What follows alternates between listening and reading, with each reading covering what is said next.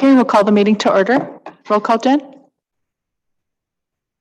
Shelley Fayant, Ginny Hep. Anita Matt, Present. Charmel Gillen. She's going to be running late. Carol Langford, Len Tuteeth, Bing Matt, Ellie Bundy, Present. Martin Charlo, Present. Mike Dawson, I'm here. James Still Senior. Carol, could you lead us in prayer this morning, please? Sure. Creator, today we just ask you to guide us as we go through the day, and we just ask you to be with all of us as we go through this difficult time of fires and the unknown. We just ask you to be with people and give them strength and hope that things will be okay. And we also ask you, Creator, to watch over our law enforcement, especially our Capitol Police, who went through difficult times on January 6th. We just ask you to be with them and be with their families and keep them strong. And Creator, we also ask for a prayer for continued rain. We just appreciate the moisture that you do send, and really would like to have a lot more if you can spare. And Creator, we ask you to be with our elders and children and keep them safe and strong, and keep them well.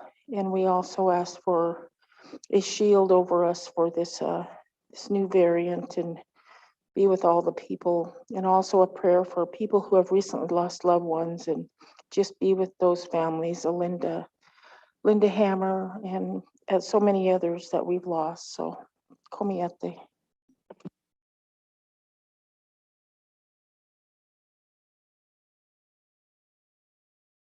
Much, Carol. So we have a set of minutes from July 29th.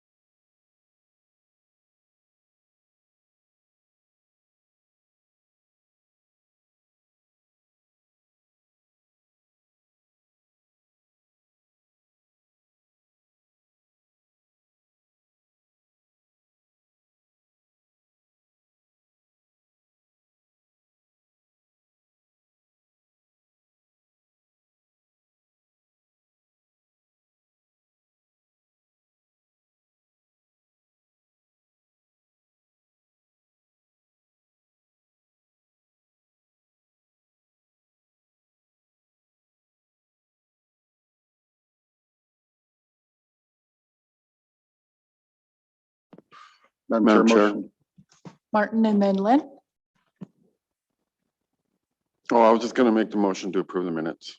Okay, With motion by correction. Lynn to approve the minutes of July 29th. Martin? Second? Any changes? All those in favor?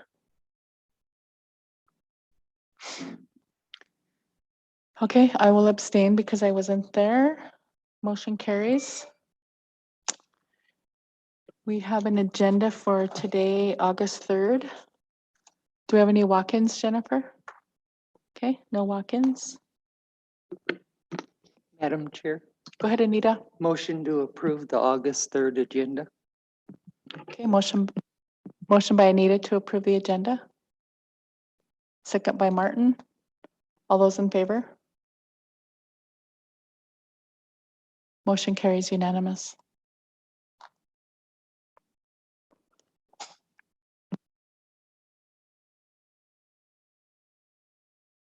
Okay, the first item in our packet is an invitation to the Montana State University grand opening of the American Indian Hall. This is something that CSKT contributed to, and so we are invited to that. It's Tuesday, 2 p.m., October 12th. So if interested people that want to attend can let Jennifer know and we can RSVP.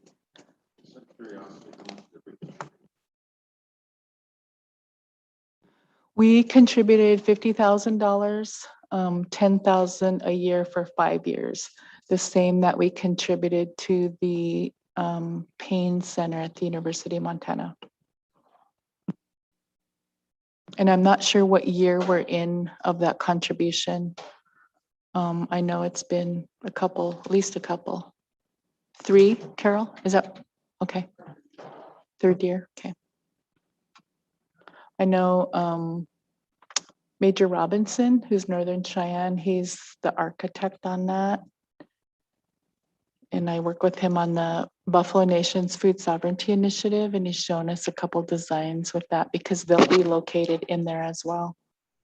So just let Jennifer know so she can make those travel arrangements.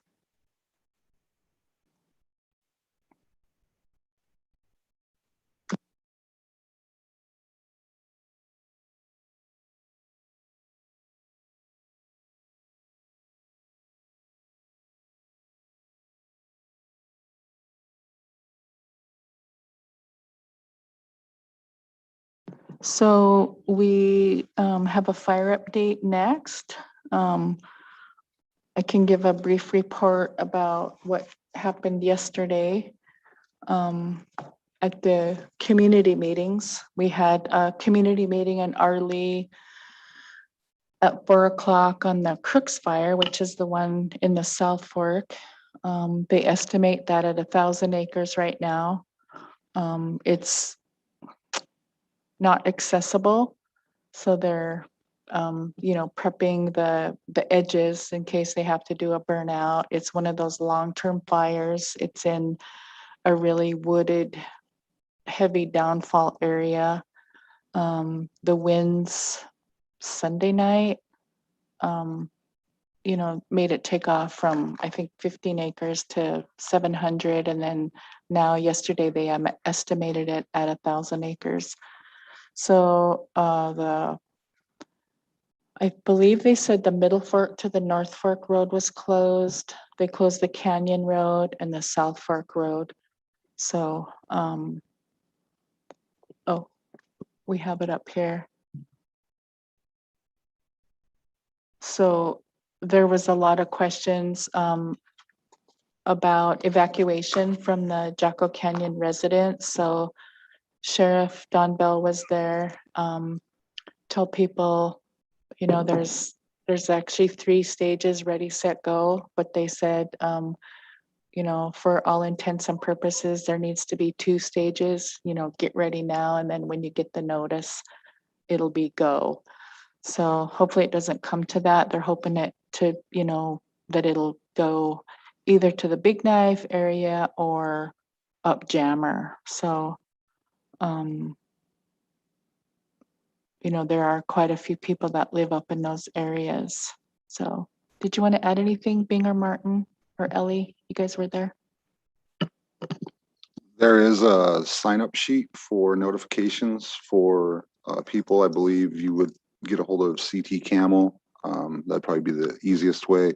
That way, a good phone number, address, so they can notify you if there is an evacuation. So that's kind of the only thing I could think of. Yeah, thank you, Martin. Yeah, so those residents, if you weren't at the meeting or if you know someone that needs to have that information, you can sign up with CT with a good email address and our phone number. And then they have the reverse 911 system in case something happens. So then we went on to the Polson High School gym where we got an update on the Boulder fire last night. That meeting was at 6:30. In both instances, they tried to live stream, but there was some difficulty. The first one, they had the test Zoom link out there, and so it didn't work. And then last night at the Polson meeting, it reached capacity of 300 like immediately. And I want to say there was 300 people in person there as well. And I guess the sound was pretty bad, but we had updates from fire control, Sheriff Don Bell as a cooperator. Who else? Oh, and the type 2 incident commander. Originally, they were going to take over at 1800 hours yesterday, but they ended up taking over at 0600 just to give our people relief. This particular type 2 team had just come from Northern California and they were on their way to a fire in Idaho.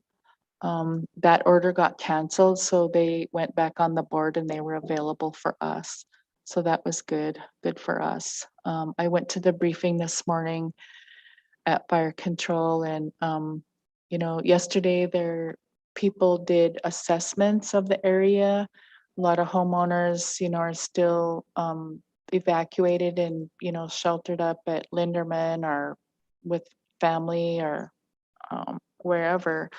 And so they were talking about when could they get back in. A lot of the cherry growers were concerned about, getting their pickers out in the next couple days. Otherwise, they'll lose their crops. And then, just various other concerns. So looks like our team is here. I just gave a brief update about the community meetings last night. So welcome, Bob and Ron.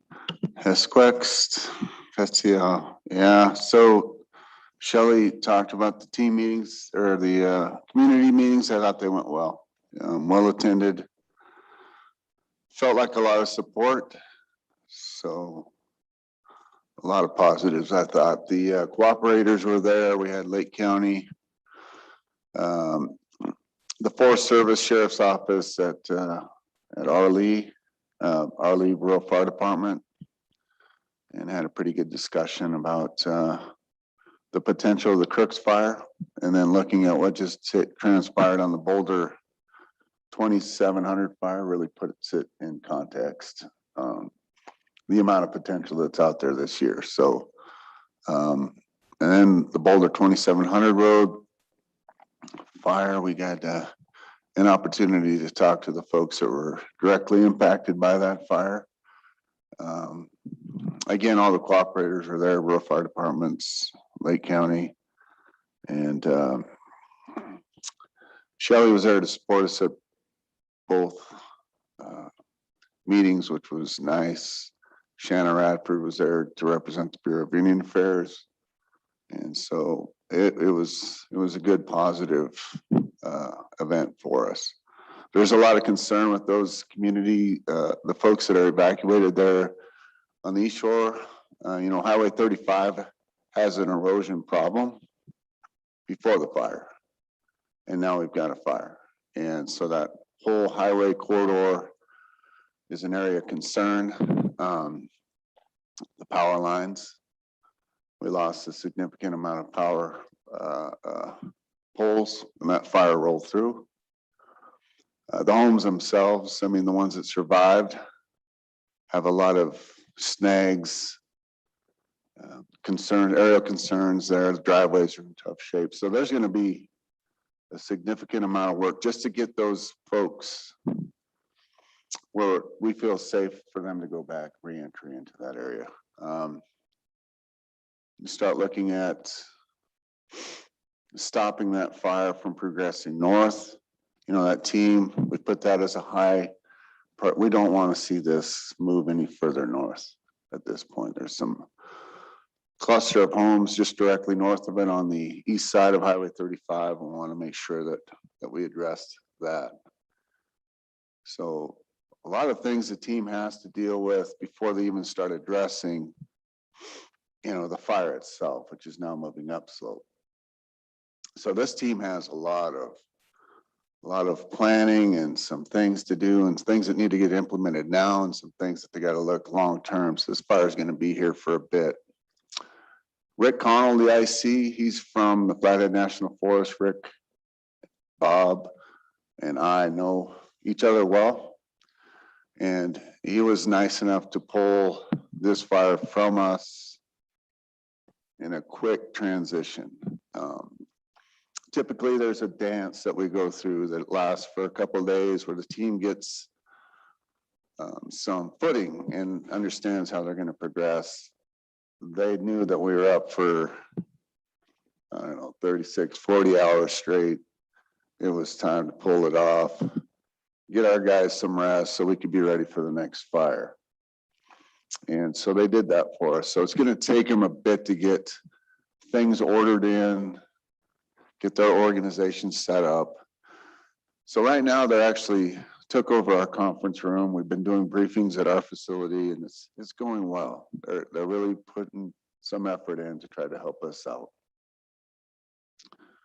Now we talked about forest closures. That's came up a lot lately. And it would help on one side is that, but every time we get a fire, we fly up mountain roads to see what we got up above it now because of the potential that's out there.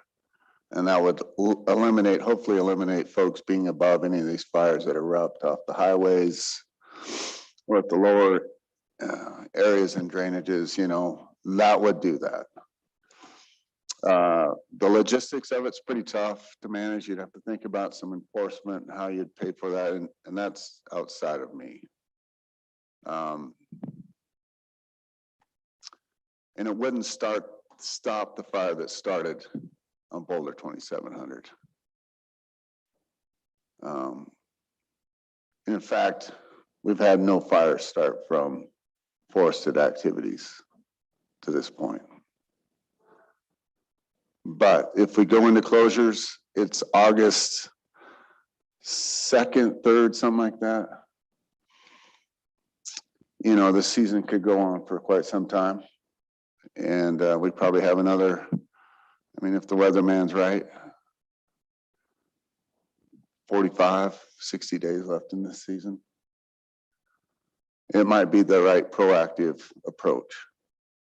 So with the rain that we got, I feel pretty good about our woods, but it's going to turn around here shortly, probably. So if that's the proactive approach, I'm on board with it. I just don't, how to implement the logistics, some things that probably have to get ironed out. I thought the tribe did a great job with COVID and closures last year of our forested lands. So there's a strategy in place. But you got the river corridor. People that recreate down that, is that going to be part? There's some things I think that have to be considered and looked at because it has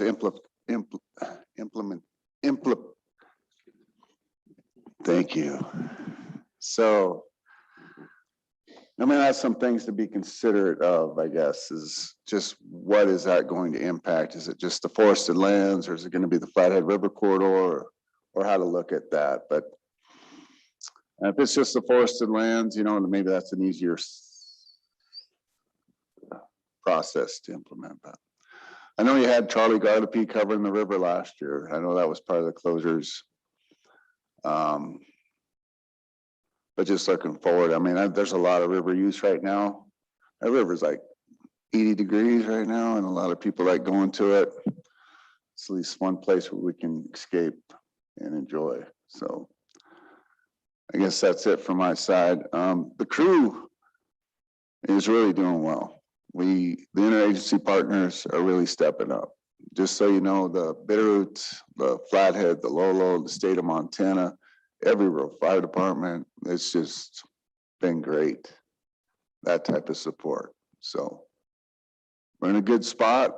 We got a couple days of rest, right, Bob?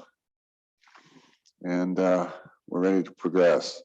So a lot of looks right now at the Crooks Fire. We're plugging all of our varsity team members into that Crooks Fire down around our league, so that we have a good plan in place. We understand what we're going to do if that thing presents itself like we think it will. Tony? Bob, anything?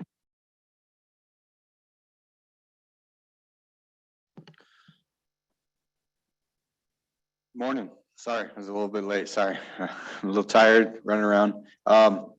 Speaking with forest closures, you know, talking with some of the staff, some of the members, some of the neighboring forests. I don't know how far you went into it. Neighboring forests, I don't think are going to go into closure yet.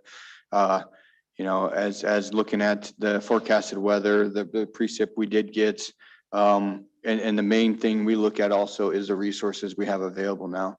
Now that we have a team in, that really, you know, you would ask me 5 days ago if we should have closed. I would have said absolutely. No rain, no resources left. If we had another fire, I don't know what we would have done. Now that we have a team in, we have our resources back. We have more resources around. Our local members, our normal staff is now available. I see that as a great response now. And forest closure, I don't know what the implications are. There's fiscal implications. There's all kinds of stuff with that.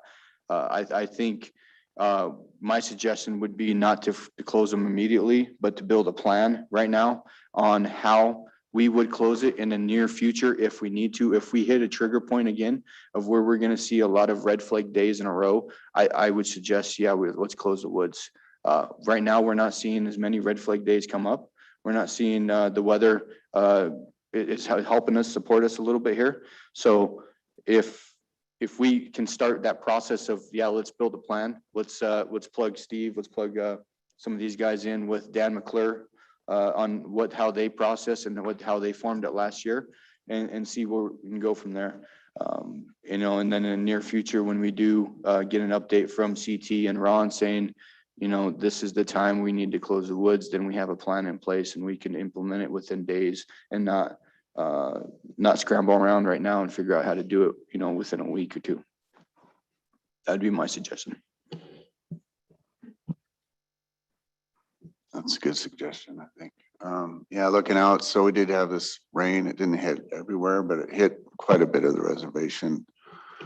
Looking across the board, you know, looking at Pistol Creek Lookout got about 0.8 of an inch, which is significant. Going across the Hot Springs got, I think you guys might have got 6 100s, Michael. That's like a 2 years worth of rain for you guys though. But, and then Jetty got 16 100s. So not nearly as much as we did. So as you progress north and you progress west, it seems like we got less rain. But looking out the weather, you know, next week's going to be in the 70s for highs, which is different than what we've been dealing with, like 20 degrees different. So, you know, it might take a little bit for it to bounce back up. So like Tony's alluding to, that might be giving us an opportunity to look at things. And if we're really going back in, it's ratcheting up, then maybe we would have a plan developed and be ready to implement. But that's a good suggestion. I appreciate that one, Tony. Martin? Thank you, Madam Chair, and, you know, thank all you guys, and, you know, make sure that's extended down to, you know, everyone on your guys' crews and the other agencies as well. So as far as evacuations on Finley, there's some mixed information out there last night, confusion about where the people, I mean, is there anyone going back? Are any evacuation orders lifted up there? Yeah, so Finley Point, CT, you want to, so Finley Point at noon is what Don was saying. At noon, Finley Point residents can go to mile marker 2, if I'm correct, CT, and meet with law enforcement to get to verify their residency in Finley Point and then get access into there with their permission and passes. So Mahood Lane just north of Finley Point turnoff, past Skidoo Lane. Anywhere there south can go back. Today at noon, they have to have proof that they live there, power bill, ID, along with that. And right there, I think that the turnout there by Turtle Lake, that's probably mile marker 2, little wide spot they can pull in there and they'll be checking people through. Power is on at Finley Point. Okay, thank Carol? you. I'm not sure how far north of Finley Point, but Finley Point does have power. I verified that this morning. So was Skidoo Lane, was that impacted? No. No.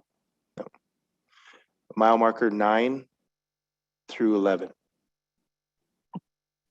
So I just want everyone to know that Senator Tester reached out yesterday morning and he's, well aware of what's going on here and offered his condolences and, any kind of resources that we need.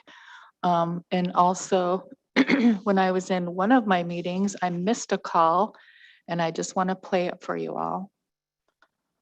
And this is from Secretary of Interior Deb Haaland.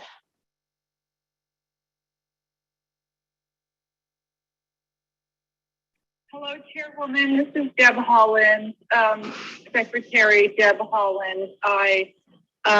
First of all, I was so pleased to have an opportunity to meet you and to sit with you at the meeting last week.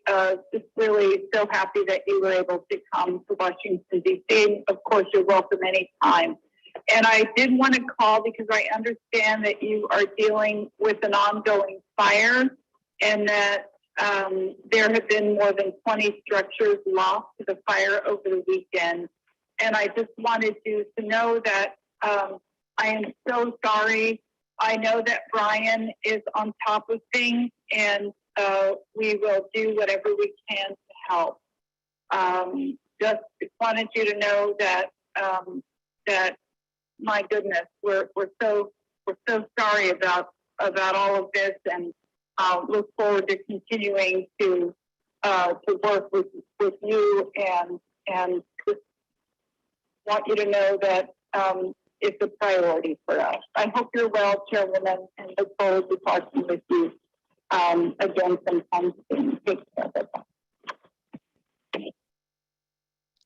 So as Secretary of the Interior, she oversees the BIA, BLM, all those resources for us. So I thought that was cool that she reached out. Also, Sheriff Don Bell said that Dane's office reached out to him as well.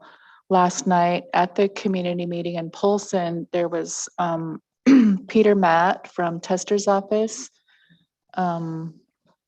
Jake, can't remember his last name, from Dane's office, and then another individual from Rosendale's office.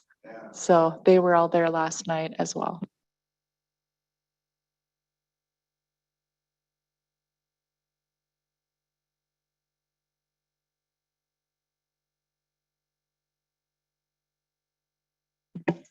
Just to talk about a little bit about both fires, probably the one down south and that one down south, is still progressing, like Ron says, and everybody says, coming downhill. Where they're working very hard along the South Fork Road and trying to find a place where they can. Eventually, we're going to probably end up burning off somewhere in there.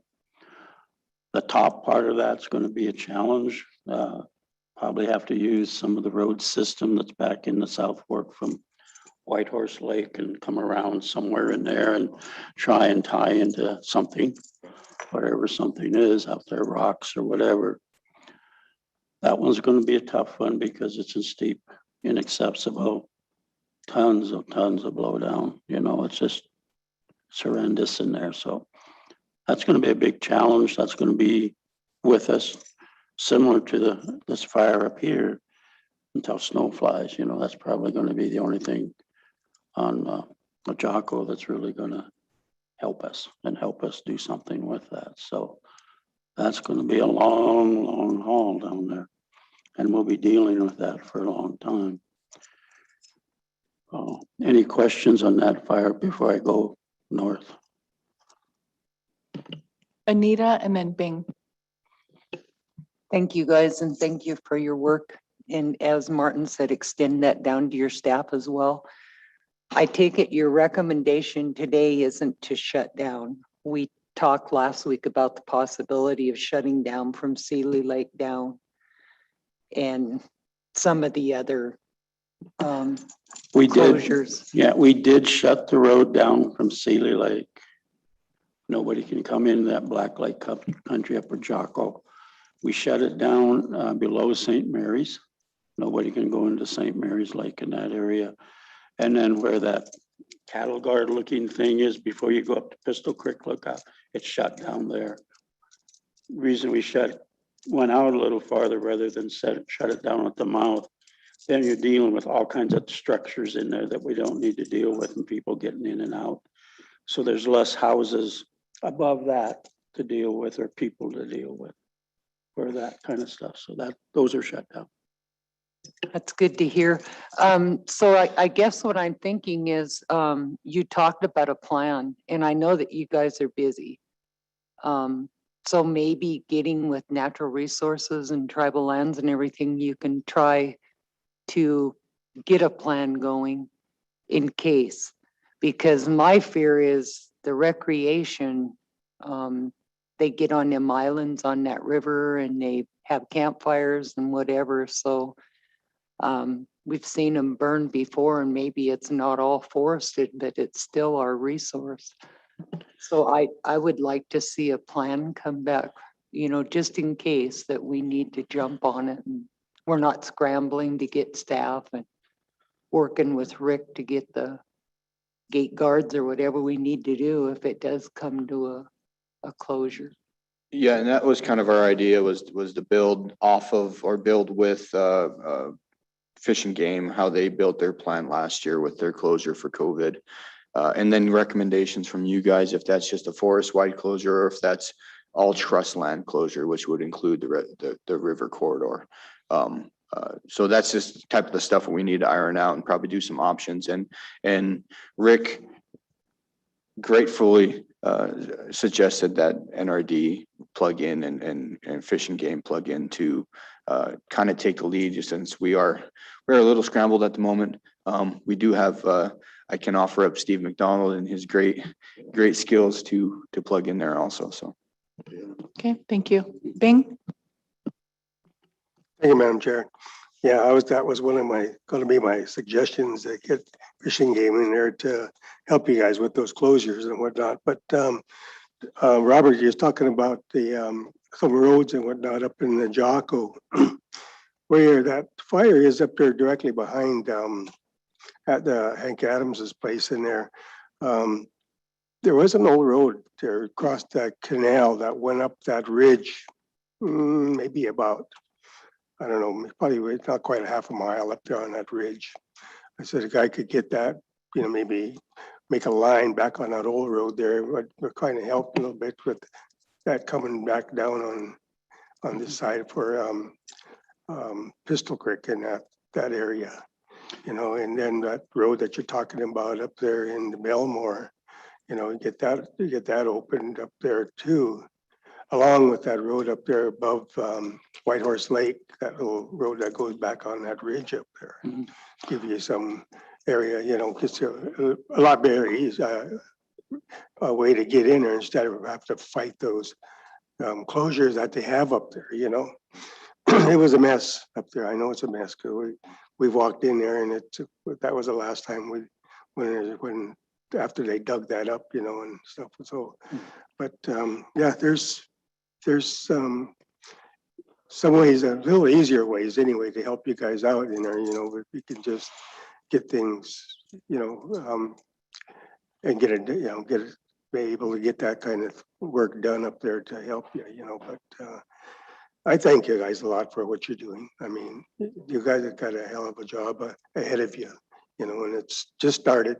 Like Robert said the other day, it just started in that Jocko area and it's going to be a mess, and probably won't go out until snow hits. So, but like I say, I appreciate what you guys are doing, and hopefully that, we get more rain and this cooler weather will slow it down, but you know, 90 degrees, 94 degrees today is not going to help matters. 90 in tomorrow, not going to help matters either, you know, with the little rain that we had the last couple of days here, you know, it's not a hell of a lot of rain. So you guys got your work cut out for you, and you know, I just wish you guys all the best of luck to get that darn thing out, you know. So both of this, especially this one up here, you know, and in Boulder, you know, I was listening to it last night, but I could hear on the whatever it was on the broadband, whatever kind of broadband they had it on last night, but it wasn't worth a damn. Couldn't hear nothing, you know, and people complained all about it all the time, you know, but you know, what little we heard about it down in Arlie last night, it was you know, it's, you guys got your work cut out, you know, and up there, and those people losing their homes and whatnot up on the East Shore is devastating, really, you know, because we hadn't had anything like that really happen here before. People lose their homes like that, you know, so especially in that area up there where cherry grows are and whatnot, you know, and that's their livelihood. That's, you know, what they got to depend on, you know. So anyway. That road you're talking about being to try and open up, we looked at that ridge, you know, when the fire was way over here. And that's the only ridge that we thought that if we could have got permission from the councils to put like a double blade cat line, because you could have tied in way back at that road system back on the other side, come right down that ridge. There was a couple of areas that are steep, but I think a dozer could have done it and got all the way down to the canal. Yeah. Well, it's on that ridge now, so that's too late. And it's burning down the other side of that, in that ridge, and they're now a little bit coming down. So, yeah, that was looked at real hard, but now it's to the point that we can't get in there. We'll try and open up that road or look at that old road you were talking about and see if we can do some work in there, but it's just, you know, she beat us to areas that we thought we could have done something. So, but we're still looking in there and trying to figure out. I know in the old Belmore Whitehorse Lake fire, I think I was 15 or 14 when that happened, and those guys walked out of that down, and I don't know if it's agency or one of them, where the sloughs are, and they took a cat out of there, a couple of cats out of there. That was amazing, but you know, there's just areas we're trying to look at, but gosh darn, there's just not a whole heck of a lot we can do in there, other than try and slow it down and hope for the weather. Like Ron said, this is August 3rd, and yeah, next week we're in the, if you want to believe the weatherman, yeah, it's supposed to be in the 70s next week. Well, if you look at your little iPad and you turn on the weather, every time you turn it on, every other hour, it's changing. So, you know, I don't know what it's going to do. So I've always said when they call for rain, when it's falling out of the sky, I will say, well, yeah, they had that one right. But until it falls out of the sky, it's just another day to me. So it's tough. I love the weatherman, Marty Whitmore and all you guys. If you guys are listening, I'm sorry, but yeah, weatherman gets paid even if he's wrong. Yeah. But we look at the fire now up north a little bit, you know, that is in some really, really steep country, and there's those ridges. There's no ridges to come down to the valley, you know, to bring it down. That's all going to be hand line of some sort. And there again, you got so much blowdown on that east shore. Of course, it's all up and down the missions, but there's so much blowdown. How do you do that safely? And will a hand line really, really work? The top part, they're going to have to tie into the road system. And if they wanted my recommendation, I'd go to the top and find the flattest part, put a double blade cat line straight. Don't even use the roads, because if you use the roads and try and burn off of them, they zigzag so much through there that every zigzag is your weak point in burning. So it probably wouldn't work. But if you went in there and put a cat line, double blade cat line, I hate to do that, tear up that country, but all the way across from the south end to the north end, you might have a chance. But here again, it is so cotton picking dry. The night that thing blew out, usually, you know, we like those old clear cuts, you know, you might have a stand that's really thick in there, but it might be 15-foot tall trees. And normally, whatever normally is, it'll get into that and it'll spot and you can pick them up. We can use that. That night, when I got there, in that clear cut and all that reprod that was in there that was 15 feet tall or whatever, that was solid fire. It was solid fire, 100-foot flame lengths. There was no break in that fire that was coming over the hill. It was complete solid. And she came over that hill. She came over the hill, and then it just threw spots literally everywhere, where below us. It was 91 degrees at 1 o'clock or 2 o'clock, whatever it was in the morning. 91 degrees, 23% humidity, 20+ mile-an-hour winds downslope. And it was a hot wind. I mean, it was something that none of us, you know, I've been doing this at least 2 or 3 days. So in my career, so I've never seen anything like that, be honest with you.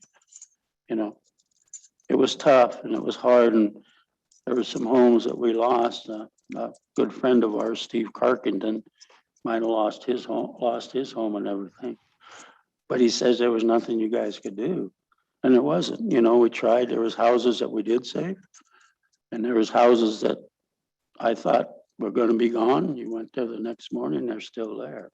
And they're still there, but we did a lot of work around the next morning to make sure they stayed there. And us too. The fire departments, what a blessing. From Big Fork to Arley showed up. Every department had somebody there. Every one. Mission came in, they had one person in a truck, but they were there. They were there to help. So that was pretty amazing. We had all those folks. So it was a tough night. It was a long night. Everybody did an outstanding job. You know, the fire departments, the police department, our type 2 IA crew was amazing. Just everybody chipped in and got after it. And, you know, it got pretty iffy there a few times.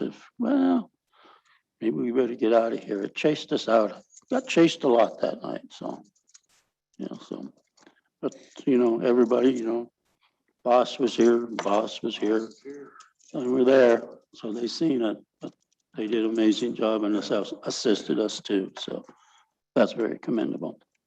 Martin? And yeah, I think the important part is, we may have lost structures, but, we came out safe. I didn't hear of any injuries or any, anything major. So that's what you guys got to focus. And I know you guys know that, but I think you guys need to hear that. I mean, it was a tough one, and you guys did an amazing job to preserve all of that. So thank you guys again. So That's last one- night what- after the community meeting, I talked with Mark Clary. He sought me out and he said, those guys are amazing. He said, they've trained us rural fire departments. And he said they fought till the bitter end until, lives were in danger. And so he had nothing but, great things to say about, you guys, your years of experience and your expertise. So thank you.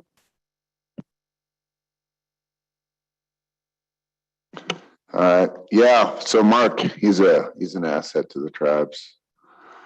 So looking, we always talk about, the mission front and some other areas. I know you guys have a lot on your plate, a lot of stuff you have to do today. So just a few more messages is, lightning's gonna come there and we're gonna have a fire on that mission front. And we've always talked, I've been told by a lot of resource specialists, just light the bottom off, you'll be fine. It's not always that situation. It's not always that case. And I think we saw that vividly the other night. So just some consideration, we got to look at that. That is the only management tool we have for our wilderness. other than prescribed fire or taking some type of real or fuel treatments below it, something, but we have to understand that that's going to come up at some point. We're going to be in that situation. If it's not this year or next year, it's going to eventually. And, you know, just for us to set up our predecessor or, you know, the folks that are coming up underneath us for success, I think we got to address some of those critical areas with some management and some thinking and some, you know, smoke. As soon as, you know, the smoke dries up from the fire season, you know, the responsible thing for us to do, it doesn't seem like it is, really to start putting fire on the ground and in a controlled manner, something that, or we're initiating the fire and initiating where it goes to protect our resources. Using fire to protect our resources from future fire is something that needs to take place. So just some considerations, some thoughts, I guess, as we go forward. You know, we always have not always the greatest, you know, not everyone sees things the same, but this is our vision. This is why we've been wanting to do work in a lot of areas, because we know this could happen and we got to see it. You're gonna see it again. It's not a matter if, it's when. That whole buffer zone from, well, the buffer zone and everything clear, like I said, to the boundary from the south end to the north end. If we don't manage it or do something, we're gonna have an instant replay of what happened this week. An instant replay, and then you're putting people at risk. Not only the people that live there, but all of us that continue to do this, you know, at risk. So I would really hope that this opens the eyes of a lot of people, so to speak, and that we can start to do something in the buffer zone to manage it in a proper way, because we can do it. You know, you see the other private individuals doing it. And if you really look at the real old pictures way back when, you know, the missions were open. They weren't a closed canopy like you see here. They were it was open. So, you know, Mother Nature managed it back then, and so did our ancestors. They managed it with fire or whatever, but we need to really, really look at that and be cognizant of what we can do, I think. That's just my opinion. So I have two things to close with. One is I have the name of an individual here who's with the LSAR, Lifesavers. And so she can haul and house pets and livestock. So I'll give this number to you, CT, and you can put it out in logistics or ops or wherever it goes. And then also we have a team here at the tribe who can help people with homeowners insurance, navigating that process. So Jamie Pluff is the contact person. Her number is 406-249-7921. So if people need help with that, that was a lot of the requests that we got last night. And so Rick was working on that yesterday.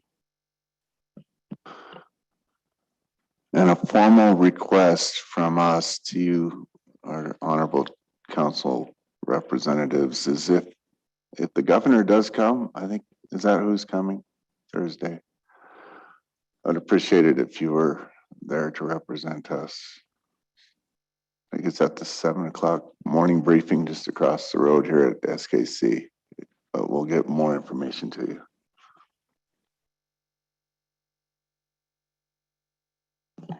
Thank you. Thank you, guys. Stay safe out there.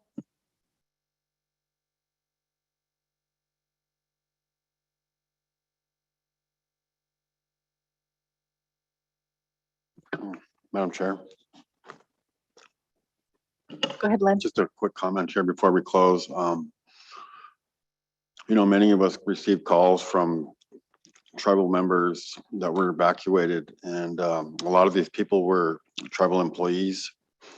So I'd like the council to consider granting these employees administrative leave so they could, while they're evacuated, you know, take care of things. I know one of the issues that I received from one tribal member is losing all their food in the freezer, so they need to take care of things like that.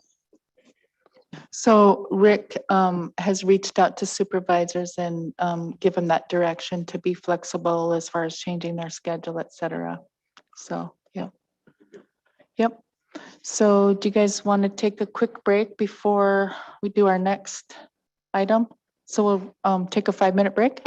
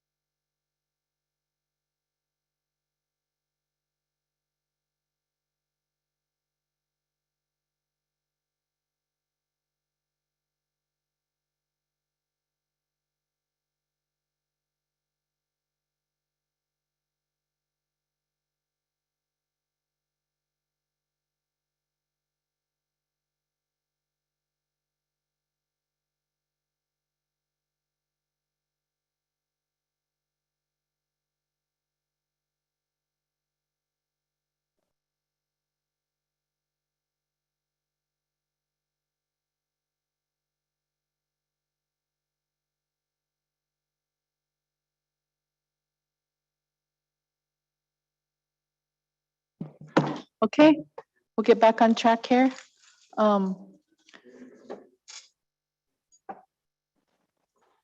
Next on our agenda, or Mike, did you want to say something? Is it walk-in?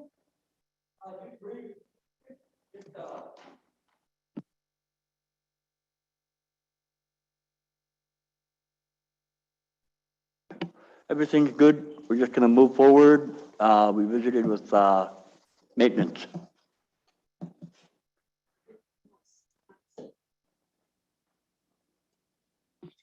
No, John Nice.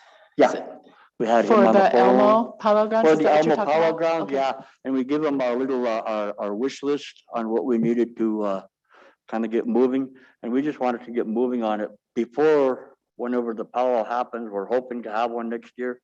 But we just wanted everything done and in place so we don't have to be working during the powwow and trying to rush things around at the last minute. Some of our priorities was the roof on the stick game pavilion and, water lines in both the bathrooms.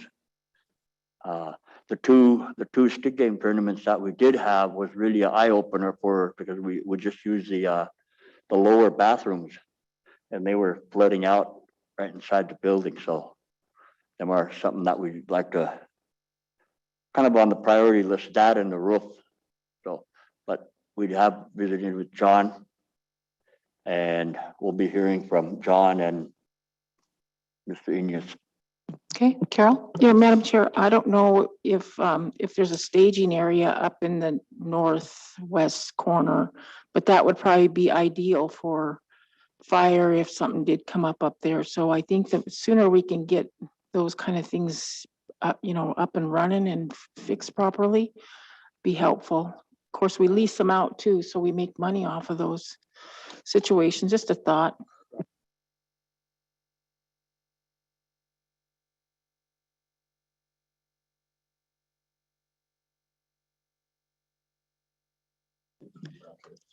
Well, good. I'm glad you guys are on top of it and that Rick is responsive. So thank you. Thanks for the update.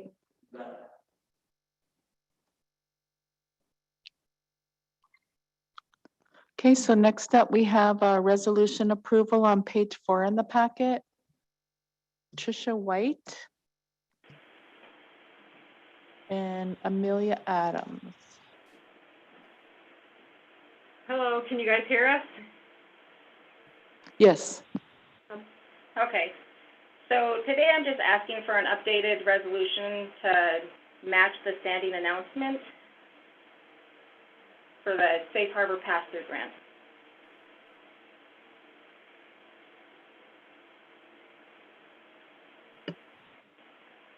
Madam Chair, I'd make that motion. Okay, motion by Martin, second by Carol to approve the updated resolution. Questions? All those in favor? Okay, motion carries unanimous. Thank you, ladies. All right, thank you.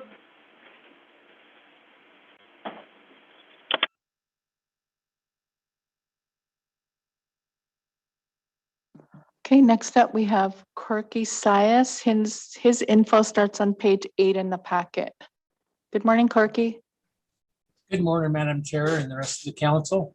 I'm here to get approval of using, can you hear me okay? I'm here to get approval on an operating grant with some preventative maintenance. This grant covers the driver's wages and everything else that goes with operating. The preventive maintenance is taking care of the parking lot in our bus barn that hasn't been resealed in about 10 years. So we want to get that done. And the other part of the preventative maintenance would include resealing our transit roof on our building. And then there's also ICD attached to this grant also. It's an annual grant funding that's for formula from FTA, which is based off our miles and our ridership.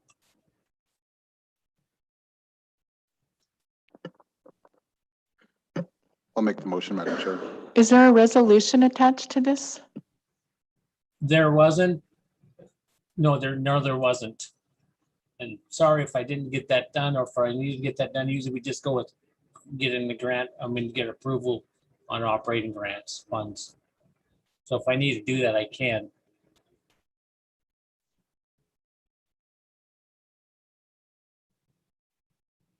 Yeah, Corky, if you could develop a resolution for us, I'm pretty sure we need that to apply for a grant. So if you could just bring that in this afternoon. I can do that. Okay, all right, thank you. Is there, so what time did you want me to come back in, or could I just bring that over? Or are you going to approve it now, or Just come back in at 1 o'clock. I'll be there? We'll squeeze you in. All right. Thank you.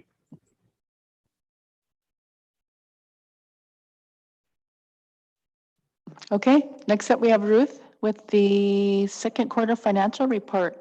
That info starts on page 22 in the packet.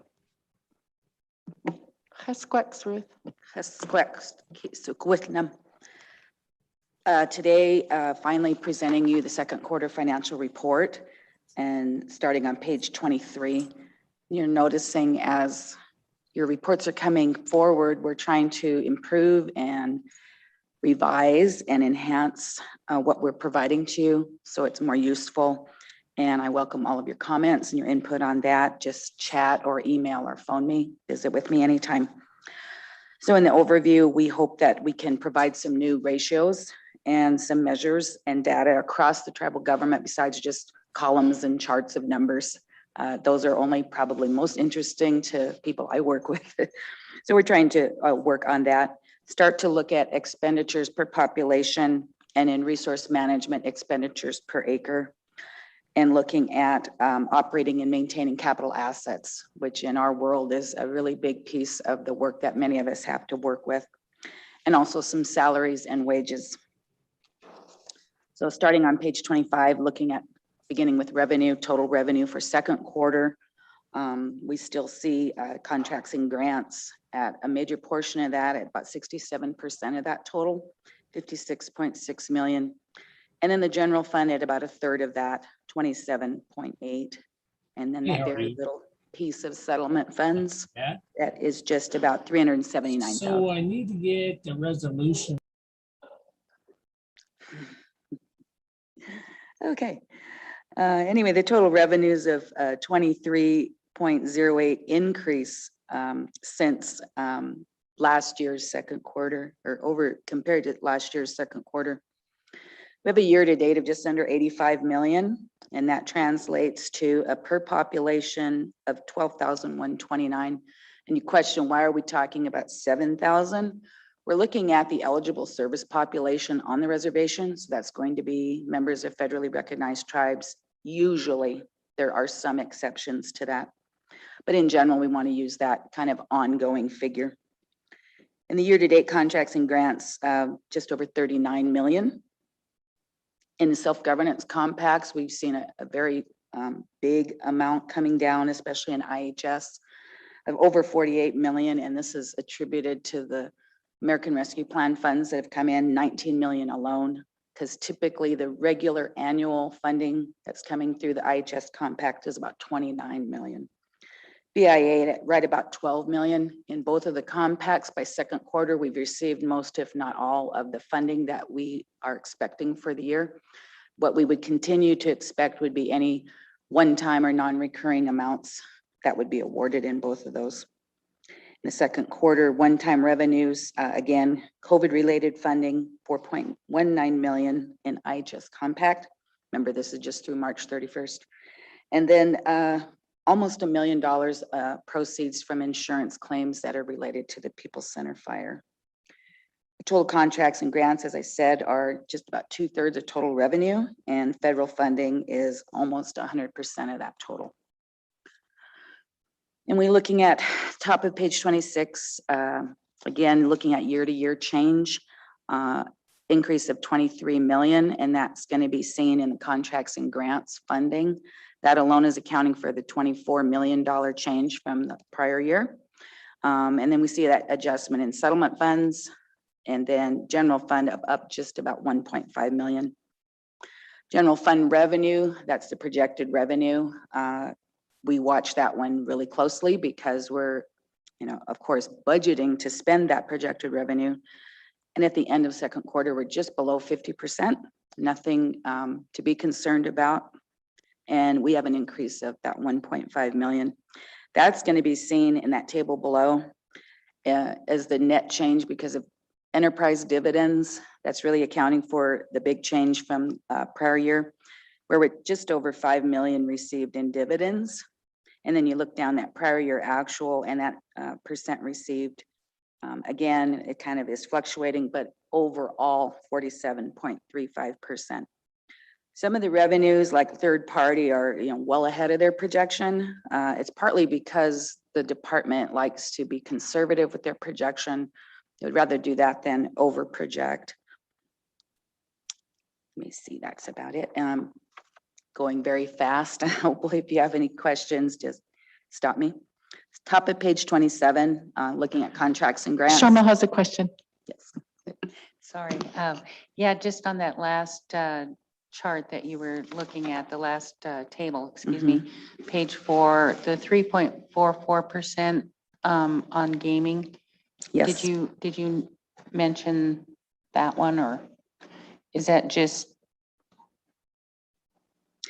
a typical second quarter percentage, or what's happening?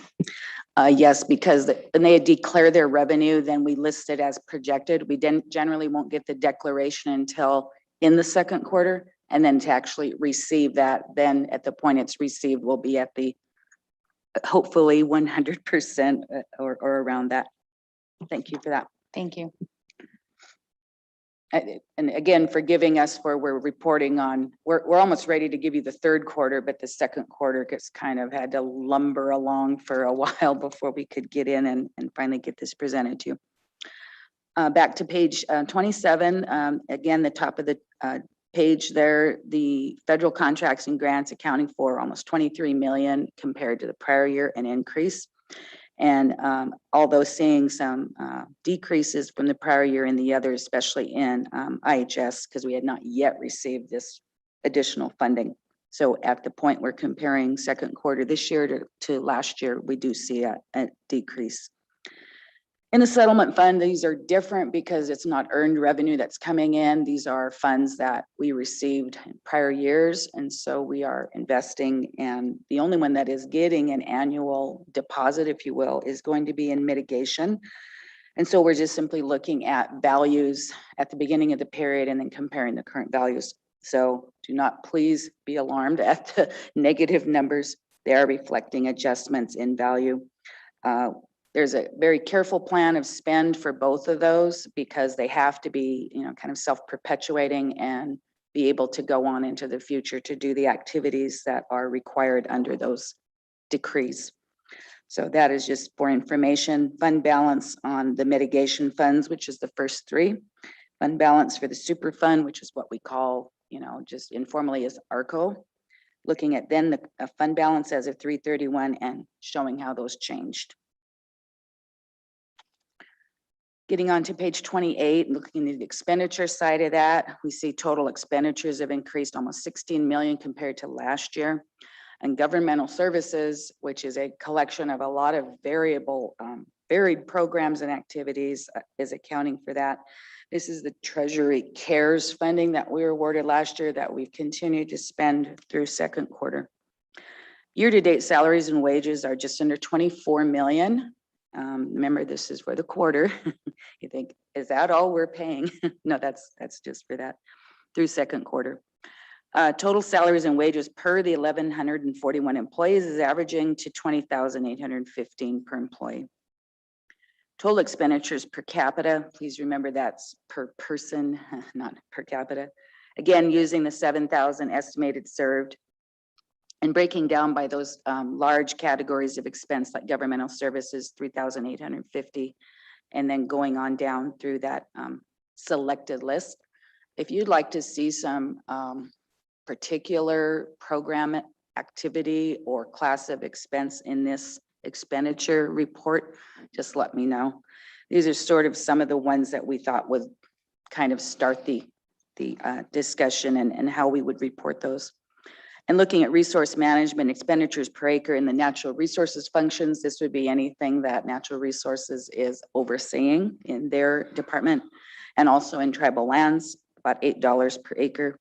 Expenditures per acre for forestry, because that's a different natural resource activity, is $12. And the expenditure for maintenance of capital assets, 1.5 million. As we continue to finalize and perfect the inventory of capital assets, we expect that, those numbers will reflect that as we report them.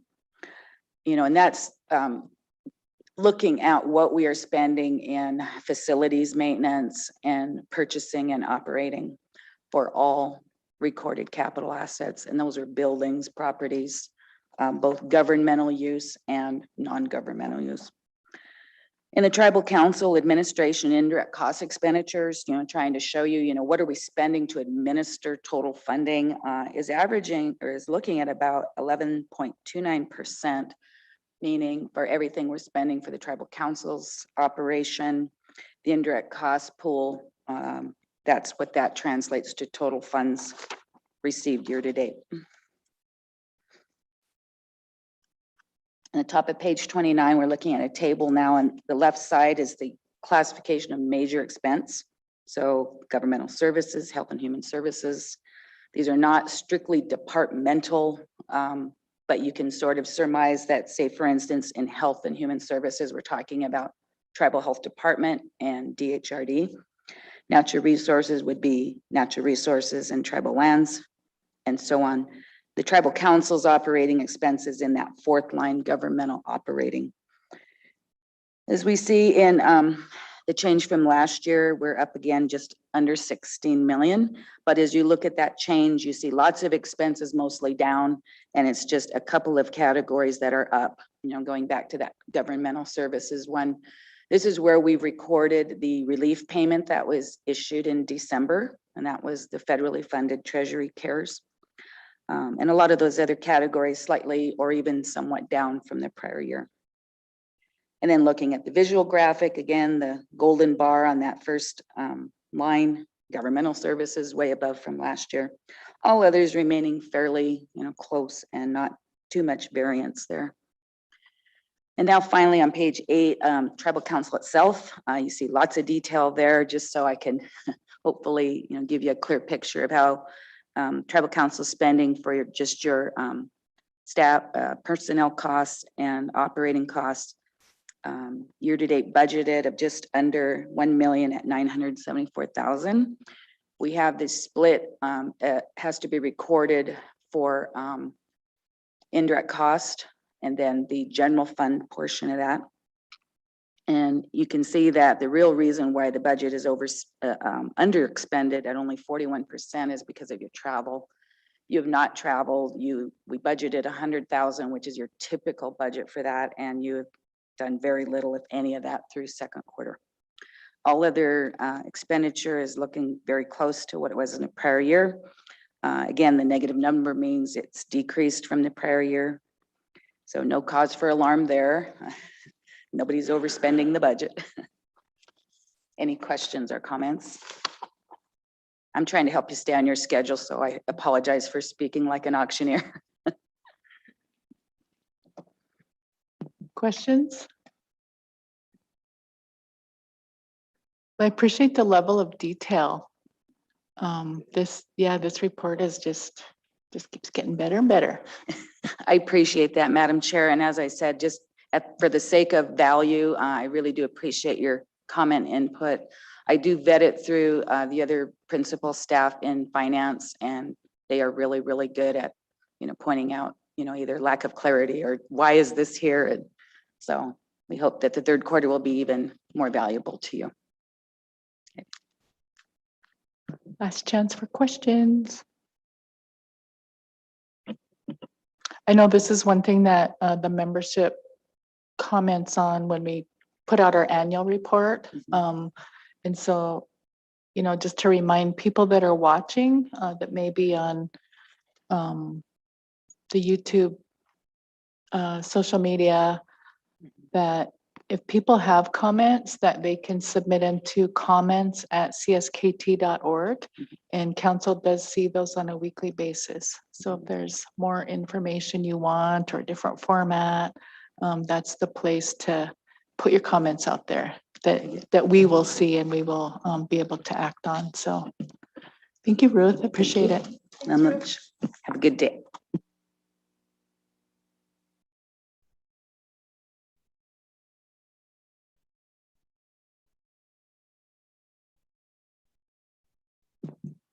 Okay, it looks like legal is up next. So I see a few of them on. Rhonda? Thank you, Madam Chair. Can you hear me? Yes. We have quite a few items today that are going to require some extensive council discussion. So if we may ask for executive session, please. Okay, we'll go out of regular into executive.